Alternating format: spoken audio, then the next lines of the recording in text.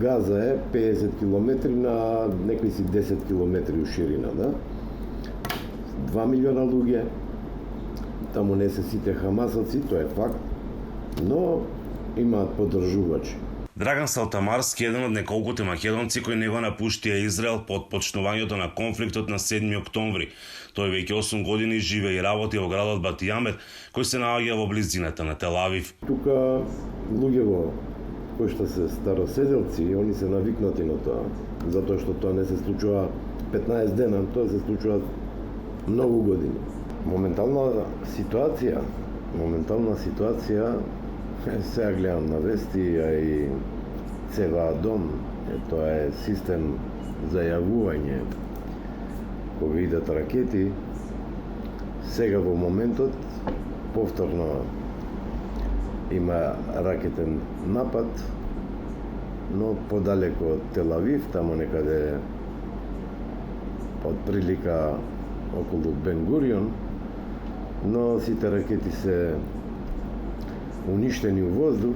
Во изминатите 8 години работејќи како шофер вели дека многу пати бил во близина на местото каде Хамас го изврши терористичкиот напад на 7 октомври. Објаснува како во Израел се гледа на сето ова. Таму собирав пошта, тоа е на самата граница со Газа.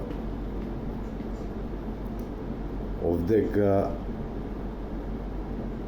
ако збориме за Хамас, барем за овие 8 години кога сум ја тука, уште нема еден тенк влезено во Газа или авиони да бомбардираат, ако Газа прва не почнува, тоа е Хамас, ако не почнува да фрла ракети, да стрела со ракети.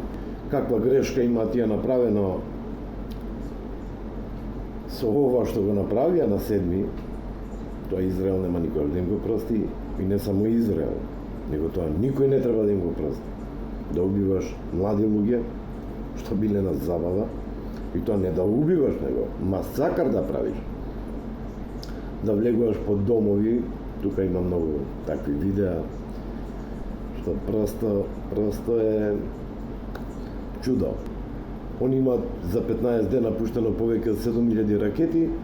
Од тие 7000 ракети, сигурно едно 2000 ракети им имаат паднато кај нив у сама Газа.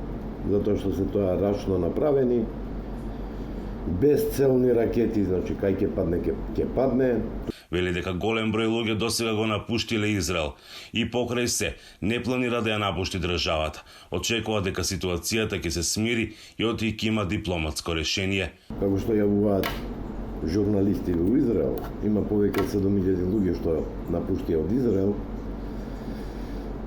7000, кога зборам 7000, тоа се иностранци, туристи, луѓе можно со двојно државјанство, но сепак овдека остануваат веројатно уште македонци кои што не сакаат да одат.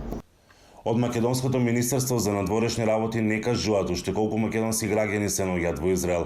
Велат дека тројца државјани, татко и 2 деца, безбедно ја напуштиле Газа и во придружба на вршителот на работи во македонската амбасада во Каиро биле упатани кон египетскиот главен град, а оттаму и кон Северна Македонија. Со нив преку Рафак се евакуираше и мајката на децата која има палестинска патна исправа.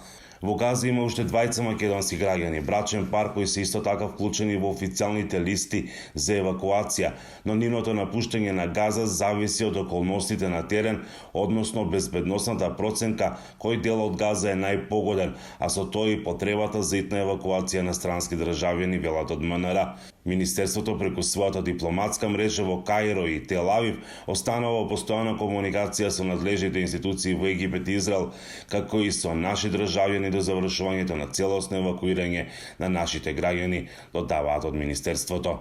За Гласот на Америка, Мики Трајковски.